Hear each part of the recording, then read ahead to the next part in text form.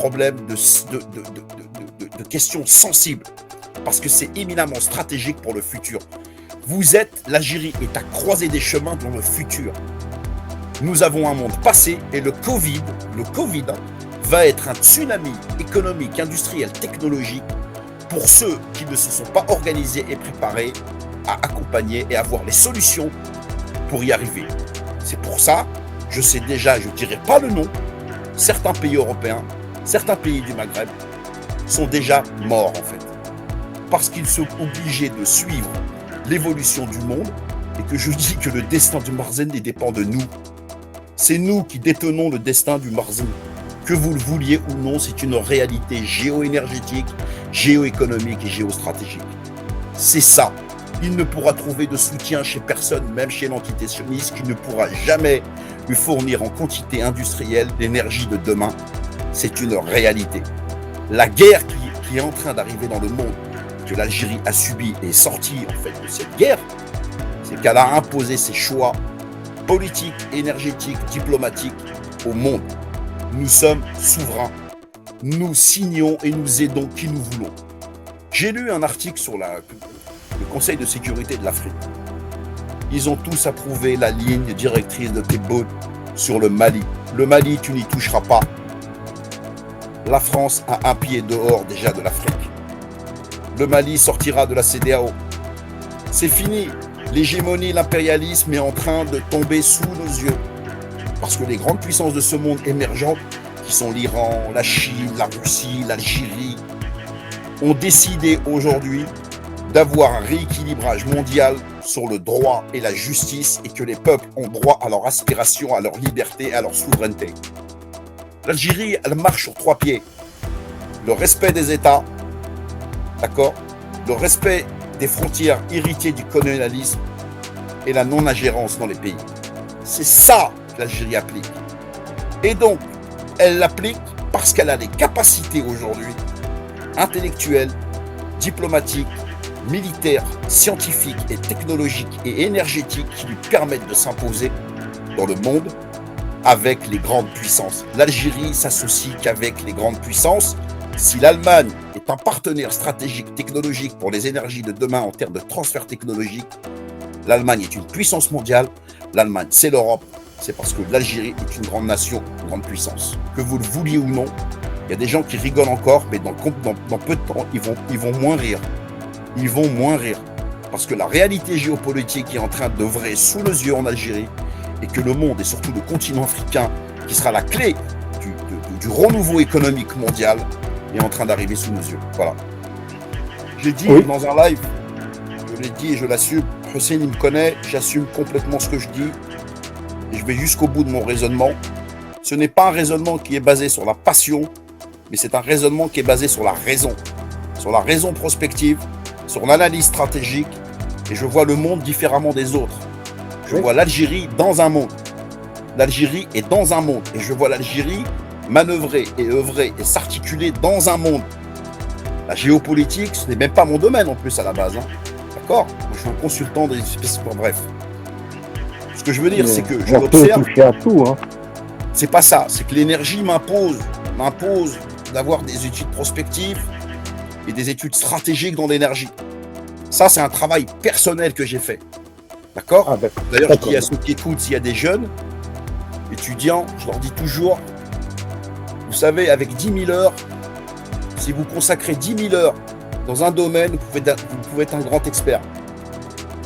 Il suffit de le vouloir. Avec 10 000 heures, vous devenez un expert. Utilisez l'Internet, faites des forums, participez à des cours virtuels. Si vous consacrez 10 000 heures de votre vie dans un domaine quelconque, vous pouvez être un grand expert. C'est ce que moi j'ai fait dans mon parcours. D'accord ? Bon.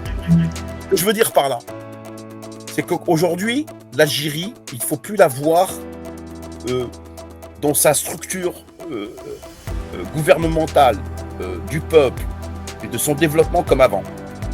La grande différence aujourd'hui, c'est que l'Algérie a des atouts qui correspondent justement à ce nouveau monde de développement technologique, scientifique et énergétique. C'est ça son destin. Et qu'elle a compris, je pense que le gouvernement que vous avez, c'est pour ça que je dis que Tebboune est le président du bilan. Il a fait un bilan intérieur, Et il a fait un bilan mondial, surtout en termes de panaramisme, d'africanisme, etc. Et que les résultats ne sont pas si terribles que ça.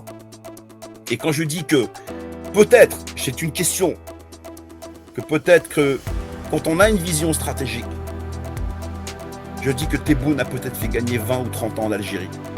Parce que quand on a une vision stratégique de développement de ce niveau-là, tu gagnes 20 ou 30 ans. C'est ça la réalité. Parce que pas beaucoup de pays ne peuvent avoir cette vision stratégique dans le monde qui arrive.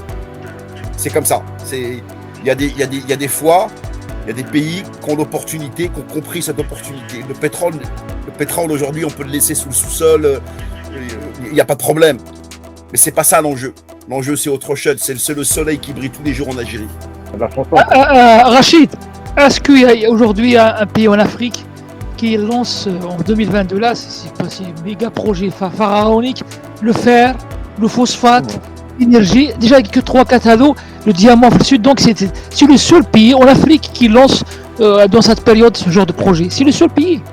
Mais quel autre pays fait ça veut dire que, en fait, c'est lié, c'est-à-dire c'est ça l'émergence. C'est l'émergence d'une nation, d'un pays qui, dans son sous-sol, dans sa richesse en termes de ressources humaines, c'est-à-dire du peuple et de ses compétences, vient de dévoile au monde toute cette capacité de valorisation et de production de ses richesses, en fait. Là, vous le voyez, le diamant brut que l'Algérie était. Vous savez, un kenz, quand on dit un kenz, c'est un trésor. C'est comme un diamant brut, en fait. Mais tu ne le vois pas que c'est un diamant au départ. Il faut le frotter. Il faut le nettoyer pour le voir. Et après, ça t'éblouit les yeux. Parce que tu te dis, waouh, cette hajra hadi, elle était toute noire, toute hadik, personne n'a été à l'qima. شوف واحد كي يقيم روحو الناس يقيموك من بعد كي تقيم روحك الناس يقيموك. Si on se respecte, ils nous respecteront. C'est pour ça quand il y a des rigolos qui montent sur tes lives, moi je dis rien parce que mais قيم روحك نقي روحك. Tu es un Algérien. Tu n'es pas n'importe quoi quand tu dis Algérien. Fais faux mouk. Il faut l'assumer. Sinon, comme j'avais envoyé tout à l'heure un texte, j'ai dit Hussein est en train de réargénaliser les gens. Il y a des gens, ils ont oublié leur histoire. Quand tu me dis le phosphate, c'est pas possible. Quand tu me dis le minerai, c'est pas possible. Quand tu me dis l'énergie renouvelable, c'est pas possible.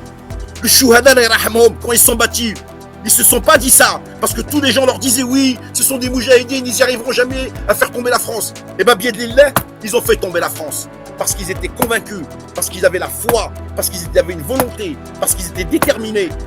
Nous devons faire la même chose. Et nous ne ferons pas mieux qu'eux. Faut pas rêver, on fera pas mieux qu'eux. Eux, ils ont donné leur vie pour notre pays. Je dis toujours, quand on parle sur les lives, d'accord, sur l'Algérie, il faut d'abord faire tourner sa langue cette fois, parce qu'il faut te rappeler à chaque fois que des gens sont morts, pour toi. Si je parle aujourd'hui, c'est parce que des gens de mon peuple sont morts pour que moi je puisse m'exprimer librement. Donc, quand on me dit c'est pas possible, je dis qu'au nom des Chouhada, tout est possible parce que eux ont viré la puissance coloniale de l'époque. Donc, si eux ont viré la puissance coloniale de l'époque, je peux atteindre les étoiles. Si nous le désirons, nous avons à copier sur personne. Nous devons compter sur notre propre ressource. Personne ne nous viendra en aide.